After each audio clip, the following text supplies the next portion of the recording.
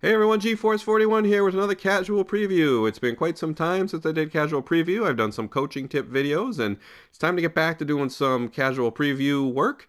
And we have a cool one for you today, Antiquity Bay Golf Club by MG Pansy 94.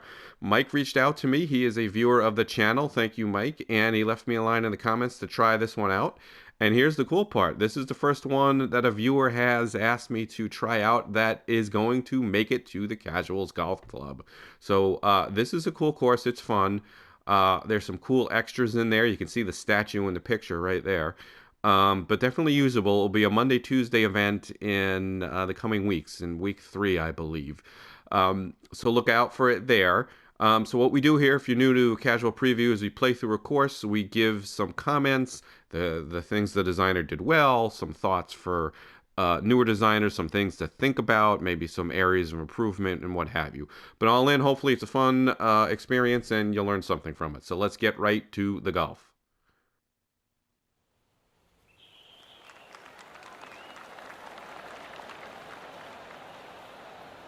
All right. So let's get right to it. As you can see, it's very scenic. And Antiquity Bay, it kind of had me scratch my head. Well, what is it? Well, I think we're in Greece, folks. It's a very Parthenon-looking building up there, and I think that was the idea here. I'm just looking at the first hole. Certainly, there's that theme throughout the course. And Mike's last name, it looks like he is of Greek ancestry. So it's got a Greek feel to it. Greek Isles. It is really cool looking. And we'll talk about this as we play. But one of the things you will notice is that structure at the top of the hill. When you do these type of things, that's what gives you a frame of reference a lot. So not only is it an aiming point here, but it acts as a frame of reference when you're going around the course. So it gives you that feel of traveling around the course. You always know where you are. A lot of times with courses that are tree lined especially, it's like, well, it looks like you're going hole by hole, and you're not sure how the routing works and where you are in relation to the rest of the course. So that is a good technique. Not only is it scenic, and it adds to the ambiance, the look and the feel of your course, and the immersion, as they say, but it also helps with that routing concept and knowing where you are on the course. So I do that a lot, whether it's a lighthouse on the coast or something similar. I find it very helpful to give you a sense of walking the course or traveling around the course.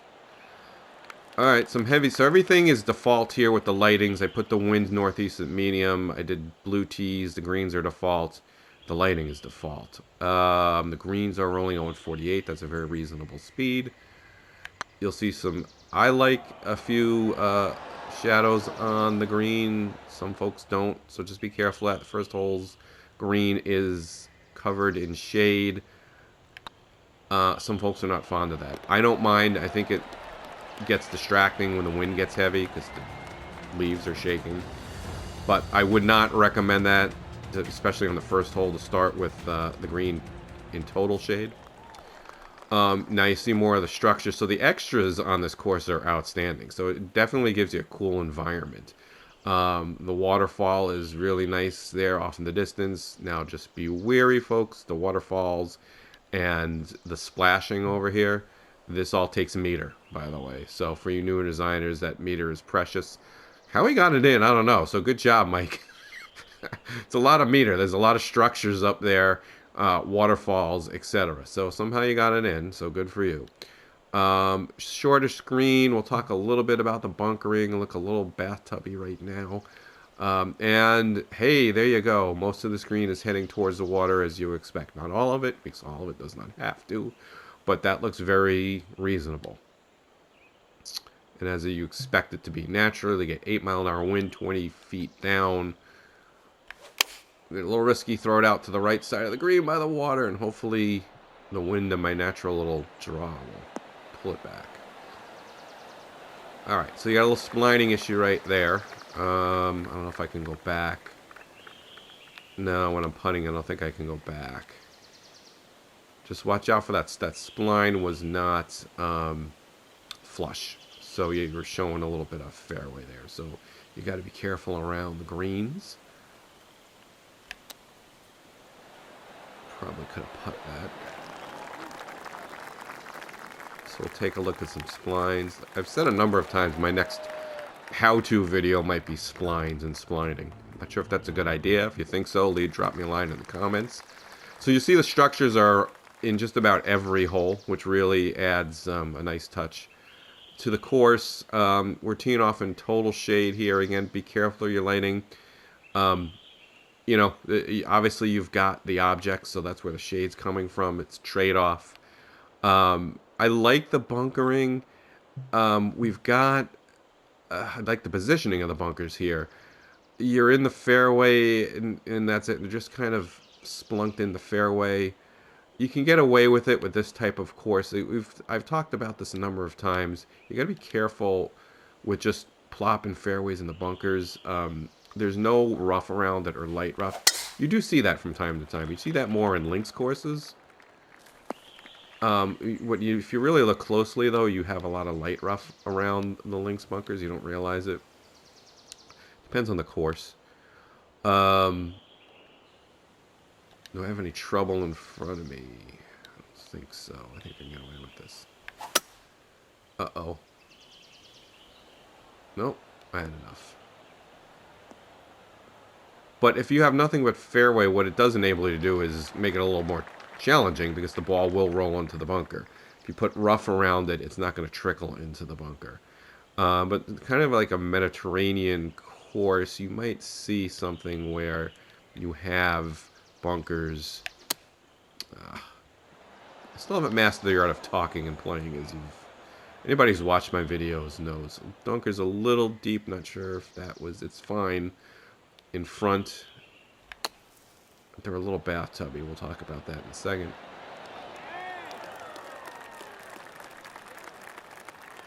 You know, it depends on the type of course you're going for.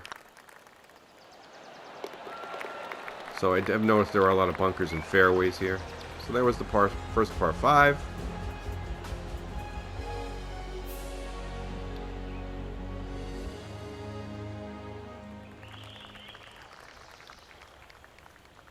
Okay, now you can kind of see we're almost back to where that first tee was, right? It's almost the same view. I'd assume this is 1 over here. Correct. So 1's over here. So you went 1, 2, 3 back. Now 4 back in the same direction. All right, let's talk about the bunkering. That might be... So obviously 3 was over here, so I see what's going on with 3, and we're going back 4. That's a little tight. A little bit more room, I would say, would make this pretty cool. Let's take a look up the green. It's a big, long green.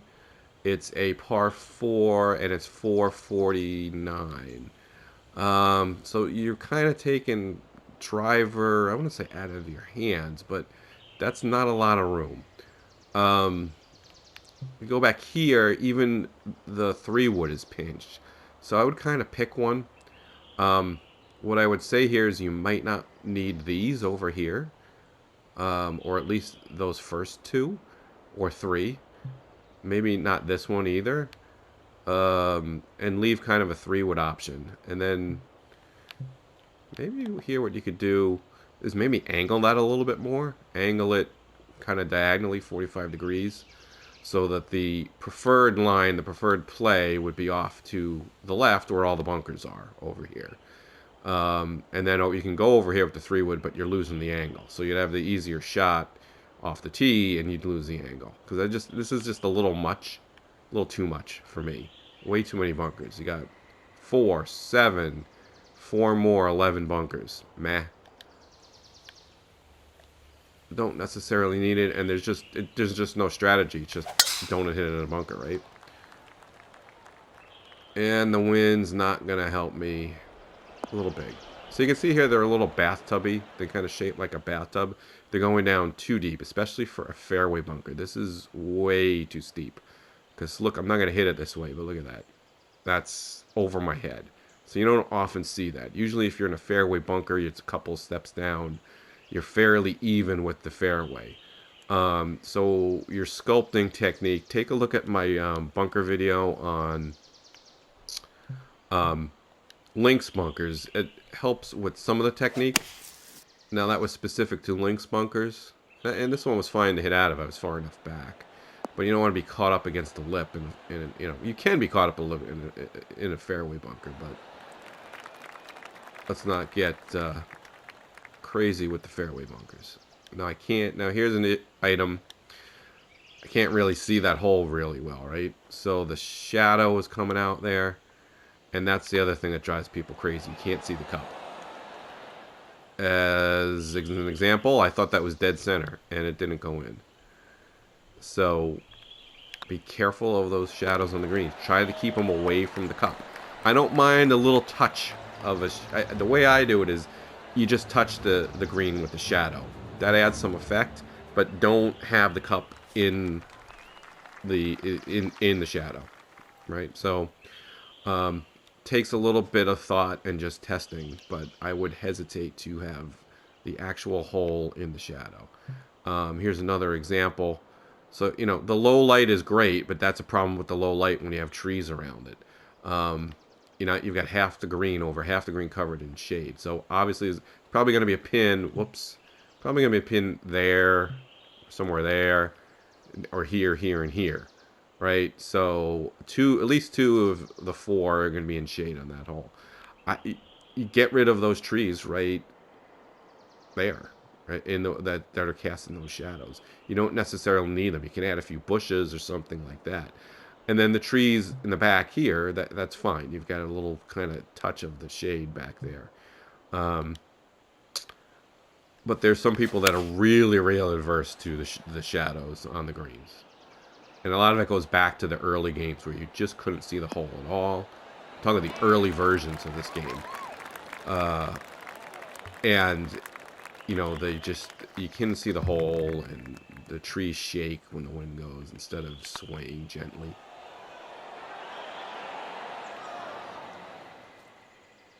So I go back to TGC2. So for those of you who are newer to the franchise, it went the Golf Club, then the Golf Club 2 or TGC2, TGC19, and then 2K took over. So then there was 2K21, and now PGA Tour 2K23.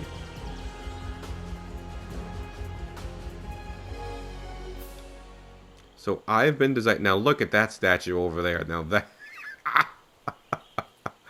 Look at that. Well done, my man. You know, that takes some patience to use the rocks in interesting ways. Look at that. Cool stuff. Really well done. Look at the foot. I would not have the patience to do that. So hat tip to you for that. That is a great feature and a great extra. Wow. Okay, back to the golf. Same thing here. Again, you're just pinching the driver. So I've noticed a lot of holes you're just pinching driver. You do have a better 3-wood option here than the previous hole we discussed. Let's look at the green. Oh, interesting green. We'll talk about that when we get up there. So here with this wind, I'm going to stick with driver because it's kind of helped me push it back to the middle, just aim at those bunkers. So just be careful that you want to vary your strategy and vary your techniques. You don't always want to just pinch it at 300 yards, right? I know it's tempting, and I do it too, but you want to impose and introduce some strategy into your designs rather than just pinch and make it difficult. This bunker's okay, but again, you see the bathtub nature of it. What happens is if you use the flatten brush, even if you put the flatten brush at 0, it really sinks the ground down. So my quick technique, without taking too much time here, is flatten the area you want to make the bunker in before you put the actual bunker texture in. Then when you put it in, raise it a little, raise it about a foot all around, and then use the flatten brush. And I use the fuzzy donut, it's called, and you have to raise that to about a foot, 10 inches, a foot, a foot and a half, because around a foot and a half is what makes it flat, believe it or not. There's a very odd feature in the game that basically lowers the terrain if you're at 0, and it keeps lowering. It gets less and less as you go up. You've got to, in other words, you've got to be up around a foot and a half to kind of really get it flat or level. So I tend to do about a foot, positive, not down, positive. It does depress the land a little bit and give it a little concavity. So you got to play with it a little, and it's hard to demonstrate here. Well, I can't demonstrate it here, but it's hard to describe. Oh boy, I don't have a club for this at the moment. And I have to do this with a little bit of loft. But that will help you avoid the bathtubby thing, okay? But if you watch the Lynx Bunkers video, I go through that kind of stuff anyway. So it's the same kind of concept. It's just the Lynx Bunkers, you want a little round and deep. You want to cut a little bit more into the terrain than normal. But bathtubby bunkers are pretty common on newer designs and designs. My early courses have horrible bathtub bunkers. But it was Victory Lane Sports that introduced me to that concept. Oh, it's a beautiful tee shot here. Great frame in here. See, that's the power of that kind of object. Now we're on the other side, and look at this. And the lighting is awesome. Good tree work here. And you know, the tree work doesn't have to be those perfect lines like, you know, my tree line video. Here, you still have that focus, and in general, your eyes are being directed down to that central point. And then, obviously, you've got that object up on the top of the hill. It just looks awesome. So, really good job here. The hole itself is a short 4. Now, this I like. You can drive it if the wind was behind you, which it is not here, and you hit it longer than I do. You've got a chance to hit that green and run it up, and decent green entrance. It's flat. It's going to take a shot on the ground, which is good. What am I going to do here? See, it's making me think, so that's a sign of a good hole. Just going to throw one at that bunker there. Not going to try to kill it because I don't want it to roll in, and it's going to roll in anyway. Okay. So there you can see the kind of bathtub. You see, that's a little much. You really wouldn't ever see a bunker like that, right? It's just too high and curved and just odd. So you want those a little flatter. You do want some concavity, but not that much. 40 yards, 42 yards. I'm going to flop it.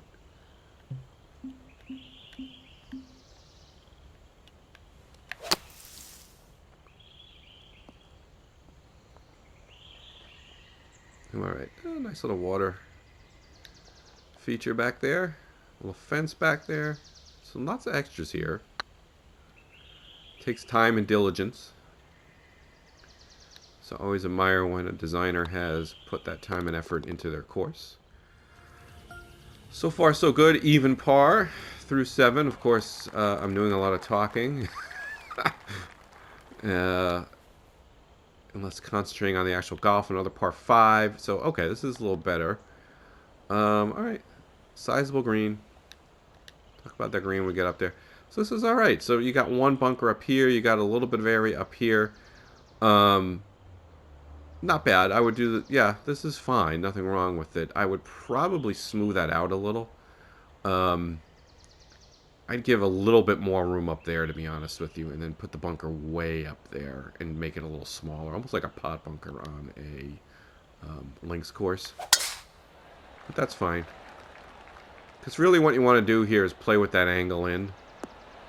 You see what I mean? That was a pretty good shot. You want to use that slope, but, you know, did I fall for it? Yeah, but you want that angle in, right? So... look at the green here. What do you want? Again, this is a straight-on kind of green, right? If you saw the video with Eraser Gibbs' hole, same thing. It's kind of a straight-on green. There's nothing wrong with that, but what's the strategy here? A way to enhance the hole is pick one. Which way is this hole going to go? And which side do you favor? So it's okay. There's nothing wrong with this hole. Just got to think through this a little bit more. I played this once before, and it was about 2 weeks ago, I think. The green is going... Now, there's water on each side. So what's the natural slope of the land? Looks like there's the high land over there. Low land over there. But you can go either way with this green. And it's not... It's a little... Looks like a little puddly right there. So that's fine. There's nothing super wrong with it, though. Alright, so I'm going to lay up here because this is not an ideal spot to be hitting from. Nice little stream and bridge right there. That's going downhill. We're going to add some loft and some spin.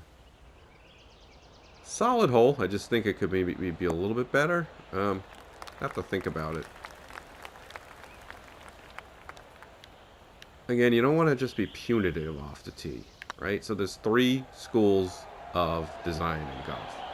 And it has nothing to do with PGA Tour 2K23 golf design or any designers here. I'll talk about real golf architecture. There's strategic, there's penal, and heroic, right? And if you've ever seen the Fried Egg podcast, or listen to the Fried Egg podcast, there's actually a video channel on YouTube. They do a great job of describing those 3 schools of design with a fantastic video where they talk about some Tom Doak holes. So as you can imagine, strategic is relying on strategy on the hole. As far as PGA Tour 2K23 and TGC Tours B101, Ben is great with the strategy. He's all about the strategy and strategic holes. You know, penal is what you think it is. It's a hole that's hard. There's basically one shot. You better hit it, and if you don't, oh, you are in trouble.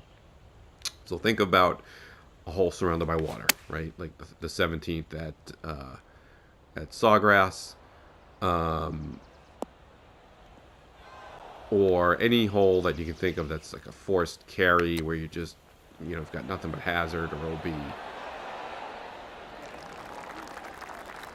That's the penal school, and then of design, and then heroic is we have an option for a forced carry. We think of a Donald Ross hole that's maybe switchbacky, or you might have a cross bunker off to the side. Can you carry that bunker at 275 and get it over? And you know, the hole goes right to left, and the bunker's on the left, and you can get across it. Or there's a water, how much of the water you're going to cut off, kind of thing.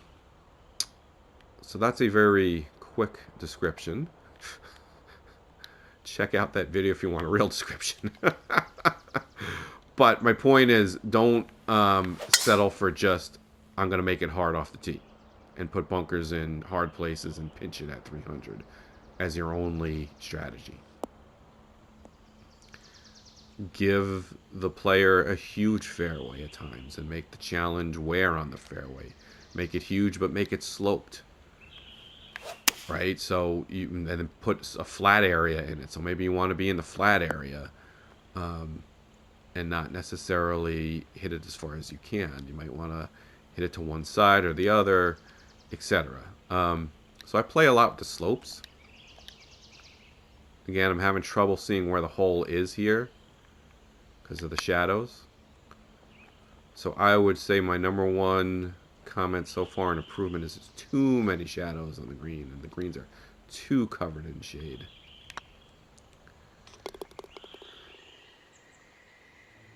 But I play with that a lot, you know, having a downhill shot. You think you're in the right spot, but it's a downhill, side hill kind of lie. Little par 3. This is a pretty hole. This is well done. Awesome little hole. Simple little slopes on the green. Predominantly moving that way, which is great and fine. And so you can see there's probably a hole here, here, here. Could be a hole here. Subtle movements. Really good. Didn't overdo it.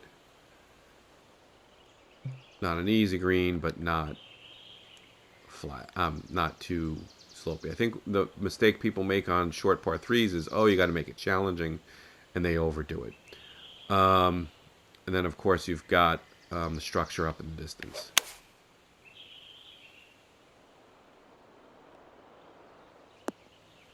Take that.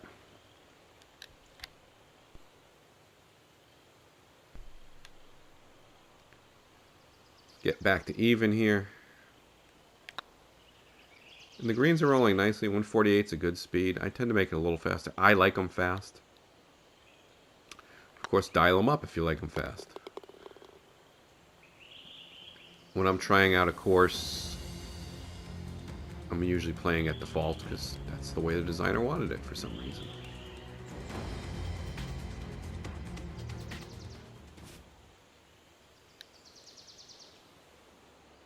Alright, so we've got the old truncated fairway here. Oh my goodness. What is going on here, my man? I don't remember this one. So, alright, so we've got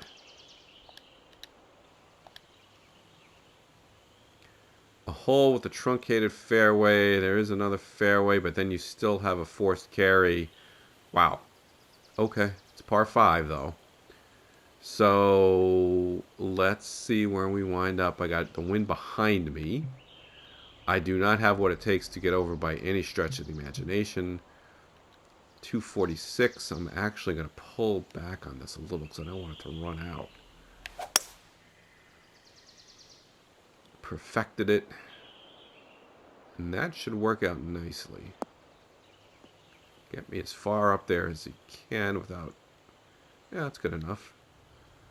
Okay, now I got 205 in. So clever hole. I like this. I mean, you know, don't go to this well too often, but this is kind of cool because you've got interesting layup areas over here. If you need be, right? You can lay up all the way up there. If need be. Have a shot coming in from the side. And again, look at this green. Pretty cool. So pretty well done. And if you're in trouble, you can just lay up to that fairway. So I'm going to, let's see, I've got the wind at my back. I've got to do the 210. I'm going to do just a little bit of loft. A little spin to stop it. I'm going to hit it right. I'm going to be a little brave. If I fast that, I'm in big trouble. Oh, I did, but actually it was pretty straight. There's a ship. Look at the ship over there.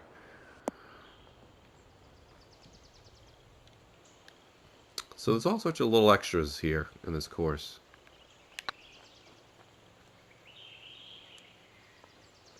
Ah. Not a great putt. Tap in, bird. I'll take that any day, though. Cool hole. Alright. Alright, so good idea. Now, you're following up a really unique hole with a fairly straightforward, simple one, which I like that idea. You don't want to overdo it. It's kind of like, you don't want to throw too many fastballs in a row. You got to throw a changeup every now and again. You know, that one was the changeup. You want to throw a couple fastballs and a changeup, whatever. This one, you're going to go through. It might be drivable from the forward tees. Oh, no, you've got all the tees in the same spot. I'm playing the blues, the back tees. I'm not going to do anything crazy with this wind.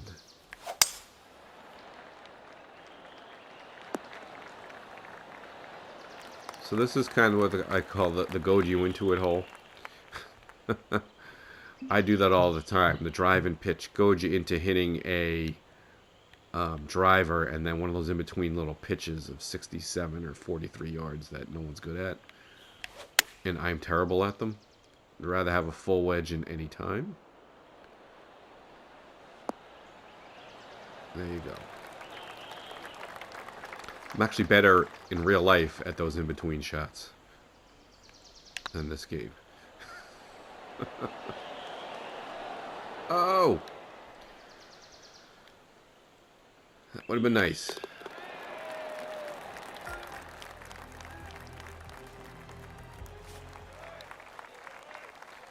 Okay, again, this is a little bit of turn on the lights hole, right? A little too dark. If you saw my last quick tips course design video, um, right in the tee box is fine, but you just kind of can't see this hole. So again, you know, the low lighting's great, but you can't always see the hole. And I'm sitting here left wondering what is this hole doing. So I've got to go to this thing. So this is an interesting concept here. You can go here. I don't know why you would, unless you can't reach this side. We've got the tree in the way, but I don't think that's in the way. So can I go down here? Where does that leave me? I've got the wind. I'm just going to blast it, folks.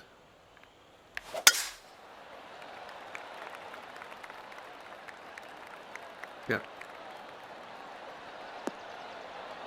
Not quite sure. That is a little bit riskier shot, so I guess if you don't want to take that risk, you'd go to the left. But I'd make that a little bit more inviting. And again, this green doesn't fit that really. So almost what you were dealing with there is a bottle concept. We've talked about that on previous videos. What you might want to do again is play with the angle of the green.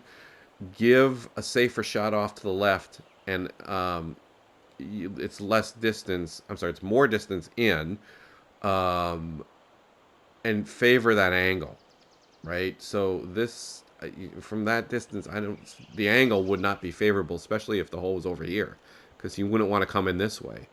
So I would have the green going kind of this way, and have the approach from the left be favorable, with the shorter tee shot and longer approach. Or you can take the risk of the longer approach in the worse angle. That's kind of what a bottle is all about. So it's an interesting little strategic hole. But the green's not doing much for that strategy. Again, the hole is in the shade. Look at that behind the green. Look at that. Awesome job.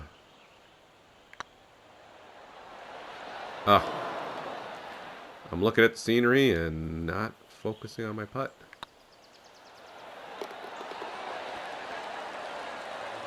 So that's 2 birdies I could have had. Could have had a streak of 3. Okay, par 3. There you go. Wow, look at that. That is pretty. So amphitheater kind of thing. Anybody who has studied the classics of Greece, as I did in college, you know, this is the green is center stage for the latest work of Aeschylus or Euripides. I was more a Euripides kind of guy, right? Was he he's more of a comedian? Aeschylus was the drama, the Greek tragic kind of guy. You can tell how much I paid attention, but college was a long time ago. Okay, so cool hole, great job. As far as the golf, that is one skinny green. I would give that a little bit more room. I would utilize almost that whole area. Definitely put a lot of bunkers around it. That's just a little much. Definitely some more room on that green would make this just a spectacular hole. Not much you can do about the shade on this one because the structure is creating the shade, and that's kind of the focal point. But great idea. Just, I would say, make the screen a little bigger. A little less bunker.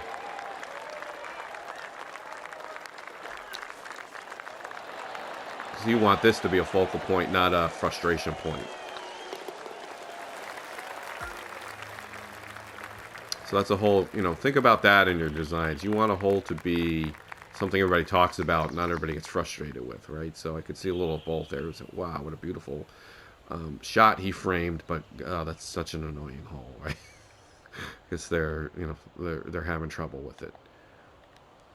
All right, this one's a little bit more straightforward. Again, you've got the structure off in the distance, so you know you're kind of coming around the bend, heading towards the clubhouse here, because you've seen that before. And that's what I mean, how it gives you a feel for the course and where you are, right? We're on 16, heading back, and we've seen that from 1 and 4, and we're a little further away, right? So we're heading back to the clubhouse. So you get a sense of where you are in relation to the course and the other holes.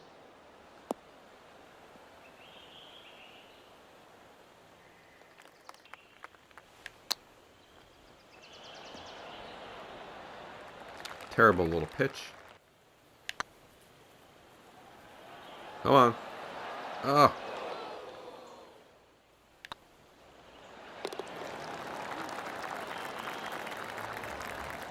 Alright.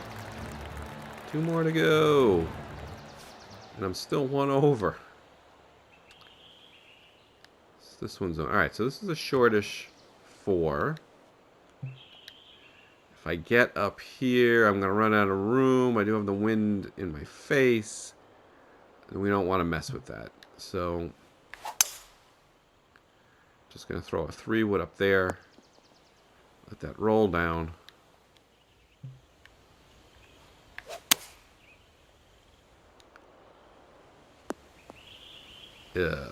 Oops. Alright, that bunker's not that bad.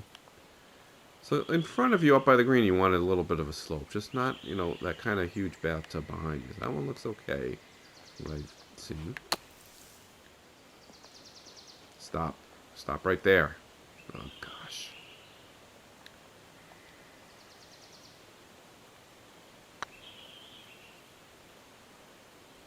Got it. Alright. So I can putt to save par. I missed a whole bunch of birdie putts on the back. Alright, let's wrap this up. 18 coming home, 442. Going around the little bend here. Again, a little bit tight. You know, again, you're kind of relying on the tighten things up around 300. We've seen that a bunch of times. So is there anything wrong with this? No, but you've done this a bunch of times. Interesting green there. Let's see. I got to shape this a little, so I'm going to draw it.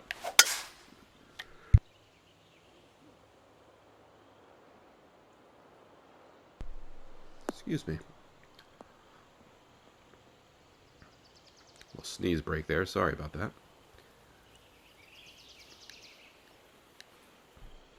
So again, there just isn't too much strategy here, which isn't the end of the world.